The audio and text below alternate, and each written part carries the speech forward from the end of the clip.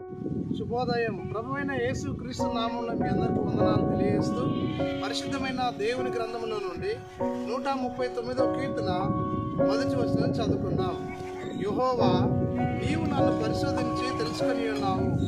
నేను కూర్చుండుట, నేను లేచుట నీకు తెలియను. నాకు తలంపు పుట్టక మునిపే నీవు నా మనసును గ్రహించి ఉన్నావు. దేవుడి యొక్క వాక్యాన్ని మన వెలుగులో దీవించుకున్నాక, మానవుని పుట్టించినటువంటి దేవుడు వారి దినచర్యను గమనిస్తున్నటువంటి ప్రభువు. వారు నడుస్తున్నప్పుడు తోడుగా, వారు వెళ్తున్నప్పుడు వారి మార్గంలో ప్రభువు తోడై ఉండి దీవిస్తాడు. వారు కూర్చున్నప్పుడు, నడిచినప్పుడు, వెళ్ళినప్పుడు, పంట పొలంలో పని చేస్తున్నప్పుడు దేవుడు ఆశీర్వదించే దేవుడు అయి ఉన్నాడు.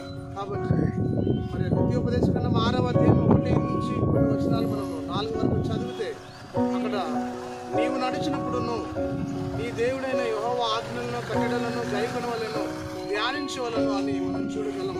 నువ్వు లేచినప్పుడు, నడిచినప్పుడు, పడుకున్నప్పుడు దైవ వాక్యము మన కళ్ళకు భూషణముగాను, ద్వారబంధము ఆజ్ఞలు కట్టలుగాను ఉండడానికి మనం నిర్ణయించుకోవాలని మరి మోషే భక్తుడు ఇశ్రాయేలు చేస్తున్నాడు. మరి ఈ విధంగానే మనం కూడా మన జీవిత యాత్రలో మన మనసులో దైవ వాక్యం నిలుచుకొని దేవుని దీవెన పొందాలని ఆశిస్తూ ఈ కొద్ది మాటలు దేవుడు మన వింటుల్లో దీవించి ఆశీర్వదించుగాక. ఆమేన్.